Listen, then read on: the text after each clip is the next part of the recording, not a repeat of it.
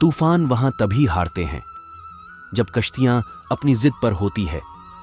अपने शब्दों को निर्मल और पवित्र रखें, क्योंकि संभव है कल इन्हें आपको वापस लेना है।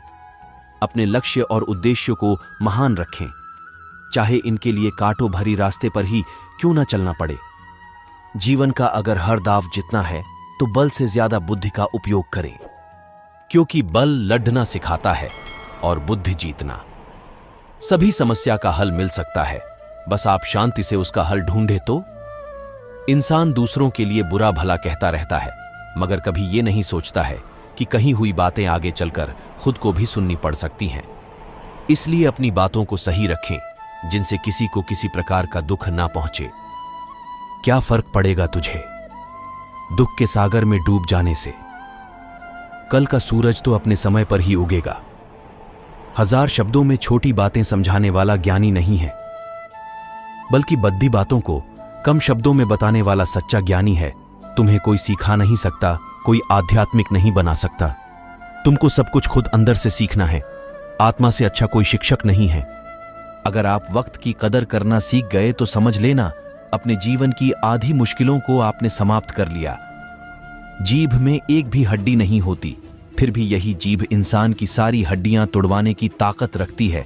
समय न लगाओ तय करने में कि आपको क्या करना है, वरना समय तय कर लेगा कि आपका क्या करना है।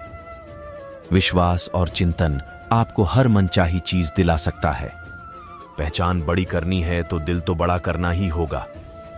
बिना आचरण के ज्ञान इकट्ठा करना बोझ इकट्ठा करने के बराबर है। एक अच्छे चरित्र का निर्माण हजारों बार ठोकर खाने के बाद ही होता है। सच्चे हो तो सफाई भी अधिक देनी पड़ेगी। अगर आप अपनी गलती पहचान लेते हैं तो समाधान अपने आप मिल जाता है। कल्पना के बाद उस पर अमल जरूर करना चाहिए। सीढ़ियों को देखते रहना पर्याप्त नहीं है, उन पर चढ़ना भी जरूरी है। जन्म के बाद मृत्यु उतनी ही निश्चित है जितनी कि मृत्यु के बाद। फिर जन्म इसलिए जो अनिवार्य है उस पर शोक नहीं करना चाहिए। इंतजार उसका करना चाहिए जिसकी आने की उम्मीद हो। उसका इंतजार करके क्या फायदा जो मजबूरी न होते हुए भी। करो दो मुद्राएं मिलकर आयु का एक क्षण भी नहीं खरीद सकती। समझाने में अपना समय मत बर्बाद कर, लोग वही सुनेंगे जो वो सुनना चाहते हैं। जीवन की नौका को अगर हौसले और संघर्ष की पतवार से दौड़ाया जाए तो कोई भी सुनामी आपके जीवन रूपी नौका की रफ्तार को नहीं रोक सकती। बस अगले मोड़ सुकून होगा। चल जिंदगी थोड़ा और चलें।